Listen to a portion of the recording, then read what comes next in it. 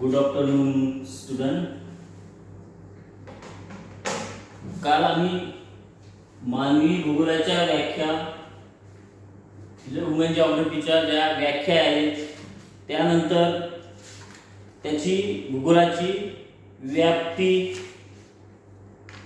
आणि मानवी भूगोलाचे स्वरूप निरनिराळ्या शास्त्रज्ञांनी ज्या काही व्याख्या सांगितलेल्या आहेत त्या बघितलेल्या होत्या. त्यानंतर स्वरूप कसं आहे त्याचं आणि त्याच्या आवाक्यामध्ये कशाचा अभ्यास केला जातो, पर्यावरणाचा मानवावर कशा प्रकारे परिणाम होतो आणि पर्यावरणाच्या आवाक्यात राहून पर्यावरणाशी एकरूप होऊन मानव कशा प्रकारे आपला उदरनिर्वाह करतो, या सर्वांविषयी माहिती बघितली. आज मानवी भूगोलाची व्याप्ती किंवा क्षेत्र म्हणजे मानवी भूगोलाचे जे क्षेत्र आहे याच्यामध्ये कोणत्या कोणत्या घटकांचा अभ्यास केला जातो या संदर्भामध्ये आपण माहिती इथे घेणार आहोत. काही शास्त्रज्ञ या विषयाची व्याप्ती केवळ मानवी व्यवसाय आणि त्याचे सभोवतालच्या वातावरणाशी असलेले संबंध इतक्या पुरतीच मानतात. म्हणजे मानव व त्याचा सभोवतालचा जो पर्यावरण आहे, पर्यावरण यांचा अभ्यास म्हणजेच मानवी भूगोल आहे असं काही शास्त्रज्ञांचं म्हणणं आहे. परंतु हा एवढा म्हणजे याची व्याप्ती फार मोठी आहे, हे संकुचित विचारसरणी झाली. काही शास्त्रज्ञांचं असं मत आहे की मानव व पर्यावरण यांचं अभ्यास म्हणजे मानवी भूगोल ही संकुचित विचारसरणी झाली. परंतु मग आधुनिक काळामध्ये हे शास्त्रज्ञ प्राकृतिक परिस्थिती बरोबर सांस्कृतिक परिस्थिती, लोकसंख्या, मानवी कार्यक्षमता, शिक्षण, विज्ञान, नीती, धर्म, शास्त्र आणि आचार विचार, राज्य संघटना इत्यादी गोष्टींचा समावेश करू इच्छितात.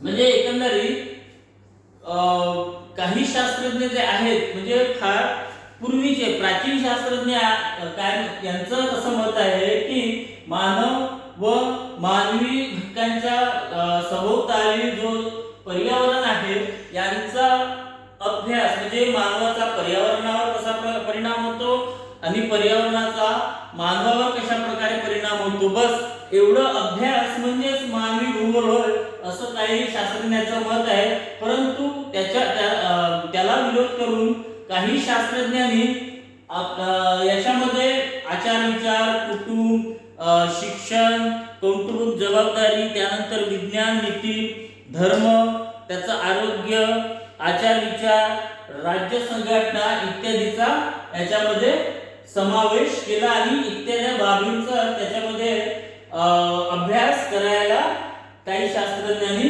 त्याच्यावर भर दिलेला आपल्याला पाहावयास मिळते. मग अशा प्रकारे मानवी जीवन हे केवळ तेथील प्राकृतिक घटकांवर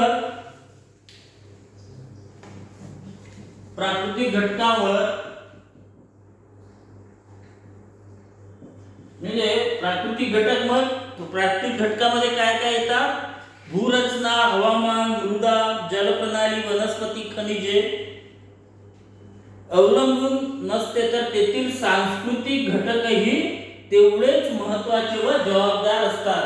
म्हणजे मानवी भूगोलामध्ये मानव हा प्राकृतिक घटकावर प्राकृतिक घटक म्हणजे भूपृष्ठ रचना, हवामान, पाणी, पर्वत, मैदान, वनस्पती, खनिजे इत्यादीवरच अवलंबून नाही, पण तेवढेच जबाबदार सांस्कृतिक घटक सुद्धा येतात. मग सांस्कृतिक घटकांमध्ये मग त्याचे धर्म, भाषा, लिंग, त्यानंतर तो ज्या प्रदेशामध्ये वास्तव्यास आहे तिथली कल्चरल कसं आहे हे सर्वांचा एकंदरीत अभ्यास मानवी भूगोलामध्ये होतो असं काही शास्त्रज्ञांचं मत आहे. मग विषय सामग्रीची विभागणी यानंतरचा टॉपिक आहे विषय सामग्रीची. म्हणजे मानवी भूगोलामध्ये कोणत्या घटकांचा कशा प्रकारे अभ्यास केला जातो त्या संदर्भामध्ये आपण पाहू. विषय सामग्रीची विभागणी. विषय सामग्रीची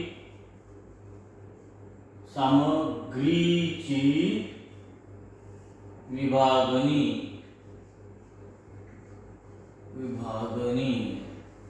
विषय सामग्रीची विभागणी. तर विषय सामग्रीची विभागणीमध्ये मानवी भूगोलाची व्याप्ती, विषय, मानवी भूगोलातील समाविष्ट विषयासंबंधी काहींनी पुढील प्रमाणे मते मांडलेली आहेत. मानवी भूगोलातील समाविष्ट विषयासंबंधी काहींनी पुढील प्रमाणे मते मांडलेली आहेत. मानवी भूगोलातील विषयाचे वेगवेगळे 3 भाग पडतात. मानवी भूगोलाचे विभाग किती? विभाग 3.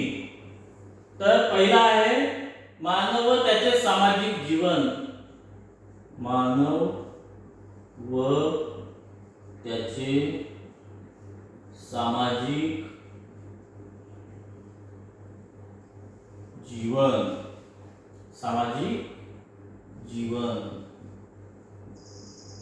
नंतर मानवाचा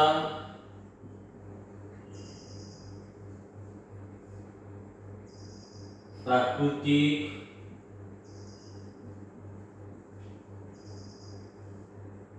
घटकांशी असलेला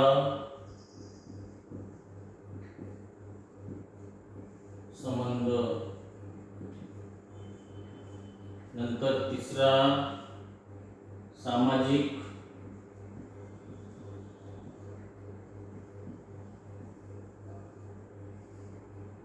व प्राकृतिक घटकांचा संबंध.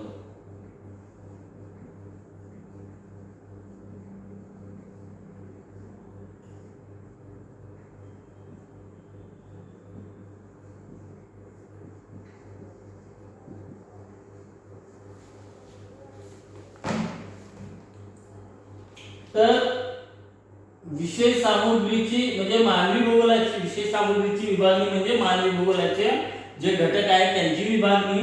तर या विभागणीमध्ये काय आहे की काही शास्त्रज्ञांच्या मते सामाजिक भूगोल साधारणतः या 3 घटकांवर आधारित आहे आणि त्याच्याद्वारे त्या ठिकाणी मानवी भूगोलाचा अभ्यास केला जातो असं काहींचं मत आहे. त्यात पहिलं काय आहे? मानव व त्यांचे सामाजिक जीवन. मानव म्हणजे एखाद्या म्हणजे पृथ्वीवर जे काही मानवी वसाहती आहेत किंवा मानव पर्टिक्युलर एक पुरुष असेल तर तो त्याचं जे सामाजिक जीवन आहे सर्वात महत्त्वाचं सामाजिक जीवनामध्ये त्याचा धर्म, त्याचा लिंग किंवा कोणत्या सामाजिक बांधिलकीची आहे त्याचे, त्यानंतर मग इतर समाजाशी त्याचा संबंध कशा प्रकारे आहे हे सर्व काय मानवी भूगोलामध्ये अभ्यासल्या जाते. नंतर मानवाचा प्राकृतिक घटकांशी असलेला संबंध. मानवाची प्राकृतिक घटकांशी असलेला संबंध याच्यात महत्त्वपूर्ण काय की एखादा जो मानव आहे त्याचा प्राकृतिक घटकांशी संबंध म्हणजे प्राकृतिक घटक म्हणजे भूपृष्ठ रचना, हवामान, खनिजे, त्यानंतर वनस्पती, जलप्रणाली इत्यादी जी प्राकृतिक घटक आहे त्या सर्वांचा यात समावेश होतो.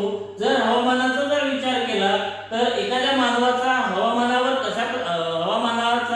त्या मानवावर कशा प्रकारे परिणाम होतो याचा अभ्यास मानवी भूगोलामध्ये केला जातो. फॉर एक्झाम्पल की शीत कटिबंधातील एखाद्या म्हणजे ज्या ठिकाणी हवा अगदी थंड आहे म्हणजे वातावरण थंड आहे तिथे वर्षातील 6 महिने रात्र 6 महिने दिवस असते. हे कुठे घडते? असं ध्रुवावर घडत असते. म्हणजे उत्तर ध्रुव असो किंवा दक्षिण ध्रुव असो यांनाच आपण आर्क्टिक आणि अंटार्क्टिक म्हणतो. तर या ठिकाणी तिथल्या वातावरणाचा त्या मानवावर कशा प्रकारे परिणाम होतो यांचा अभ्यास सुद्धा मानवी भूगोलावर केला जातो. नंबर 2 भूपृष्ठ रचना. फॉर एक्झाम्पल पुन्हा एक सांगायचं विसरलो की ध्रुवावरील जो माणूस आहे म्हणजे ध्रुवावर जर अंटार्क्टिक मध्ये राहणारे जे प्राणी आणि जे काही प्राणी वनस्पती तिथे मानवी जमात असेल हे उष्णकटिबंधामध्ये राहणारे जे लोक आहेत यांच्या राहणीमानामध्ये आणि ध्रुवावरील लोकांच्या राहणीमानामध्ये दोघांमध्ये फार मोठ्या प्रमाणात फरक आपल्याला जाणवते. त्यानंतर उष्णकटिबंधातील लोकांचे आचार विचार आणि शीतकटिबंधामधील म्हणजे ध्रुवावरील लोकांचे आचार विचार, त्यांचे जीवनशैली, त्यांची पेहराव पद्धती ह्या सर्वांचा तेथील मानवावर परिणाम पडत असतो. मग आहे रिलीफ म्हणजे भूपृष्ठ रचना. भूपृष्ठ रचनेचा सुद्धा मानवावर, त्याच्या व्यवसायावर, त्याच्या आचार विचारावर परिणाम पडत असतो. फॉर एक्झाम्पल जो पर्वतीय माणूस आहे, पर्वतीय माणूस मैदानी माणसापेक्षा ताठक आणि फार चपळ असा असतो, कारण तिथं वातावरण तसं आहे, थंड आणि त्याला तसं पर्यावरणाने घडवलेलं आहे. मैदानामध्ये वास्तव्यास असलेला जे मनुष्य आहे तो अत्यंत आळशी आणि म्हणजे कार्यकुशल नाही असं शास्त्रज्ञाचा मत आहे, कारण त्याच्यावर त्या वातावरणाचा त्या प्रकारे परिणाम झालेला आहे. नंतर आहे सामाजिक व प्राकृतिक घटकांचा संबंध. तसंच पुन्हा हे याच्यामध्ये भौगोलिक घटकामध्ये भूपृष्ठ रचना, हवामान, त्यानंतर तेथील वनस्पती म्हणजे एखादी जंगलामधील जो वास्तव्यास असलेला जे मानवी जमात आहे त्यांचा पूर्ण उदरनिर्वाह आहे जंगलावर असते, त्याचा व्यवसाय सुद्धा त्याच्यावर असते, त्यांचे घर सुद्धा त्या प्रमाणात असतात. मग सामाजिक व प्राकृतिक घटकांचा संबंध. सामाजिक आणि प्राकृतिक घटकांचा बिलकुल संबंध आहे, कारण प्राकृतिक घटकांवरच समाजाची जडणघडण किंवा सामाजिक आचार विचार, संस्कृती, पेहराव, त्यानंतर त्याचा आहार, त्याच्यानंतर त्याचे म्हणजे विचार करण्याची पद्धती, त्यानंतर त्याच्या त्याचे जे वास्तव असलेले जे घर आहेत ते सर्व प्राकृतिक घटकांवर आधारित असते. मैदानी प्रदेशामध्ये आपल्याला 10-20 उंचीचे बिल्डिंग आणि बाकी सर्व काय आपल्याला घटना पाहायला मिळतात आणि समाजाचा प्राकृतिक घटकावर आणि प्राकृतिक घटकांचा सामाजिक राहणीमानावर त्याचा स्पष्ट प्रभाव जाणवतो. मग त्यानंतर आहे इत्यादी हे 3 महत्त्वाचे विषय सामग्री म्हणजे मानवी भूगोलाचे जे 3 महत्त्वपूर्ण जे विभागणी आहे, 3 टप्पे आहेत, हे असे आहे की मानव व त्याचे सामाजिक जीवन, मानवाचा प्राकृतिक घटकांशी असलेला संबंध, सामाजिक व प्राकृतिक घटकांचा संबंध. ह्या 3 घटकांवरच पूर्ण मानवी भूगोल आपल्याला अभ्यासायचा आहे. मग या संबंधामध्ये काही मानवी भूगोल म्हणजे जे मानवी भूगोलातील जे तज्ञ लोक आहेत साधारणतः त्यांनी आपापल्या परीने मानवी भूगोलाचा अभ्यास करण्याचा प्रयत्न केलेला आहे. मग त्याच्यातला पहिला आहे Vidal de la Blache. Vidal de la Blache. Vidal de la Blache. तर या भूगोल तज्ञाने मानवी भूगोलाच्या विषयाची 5 भागात विभागणी केलेली आहे. म्हणजे आपण आतापर्यंत काय बघितले, 3 भाग बघितलेले आहेत, मुख्य 3 भाग बघितलेले आहेत, परंतु विडाल डी ला ब्लाश यांनी याचे 5 विभाग केलेले आहेत. मग विडाल डी ला ब्लाशने काय सांगितलेलं आहे, पहिला आहे लोकसंख्या. दुसरा आहे मानवाचे सांस्कृतिक जीवन.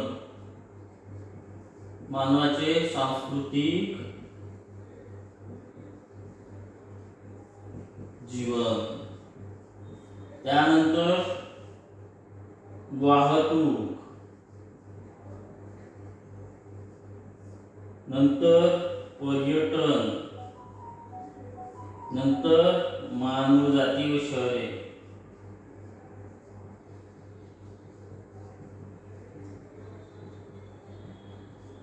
नगरे. तर आता आपण मुख्य मानवी भूगोलाचे जे अभ्यासाची कार्यक्षेत्र आहे त्याचे मुख्य 3 विभाग बघितलेले होते. इथे या ठिकाणी फ्रान्स मधील मानवी भूगोल तज्ञ विडाल डी ला ब्लाश यांना वेगळं सांगायचं आहे की विडाल डी ला ब्लाश याचं मत काय आहे की मानवी भूगोलामध्ये साधारणतः लोकसंख्येचा, मानवाचे सांस्कृतिक जीवन, वाहतूक, पर्यटन, मानवजात व शहरे इत्यादींचा अभ्यास केला जातो असं विडाल डी ला ब्लाश याचं मत आहे. मग लोकसंख्या, एखाद्या नगराची लोकसंख्या किती आहे, तिथे लोकसंख्या वाढीचा दर किती आहे, पुरुष प्रमाण किती आहे, स्त्रियांचे प्रमाण किती आहे, त्यानंतर लहान मुलांची संख्या किती आहे, तिथला मृत्यू दर किती आहे, जन्मदर किती आहे, त्यानंतर मायग्रेशनचं प्रमाण किती आहे का, मायग्रेशन होत असेल तर मग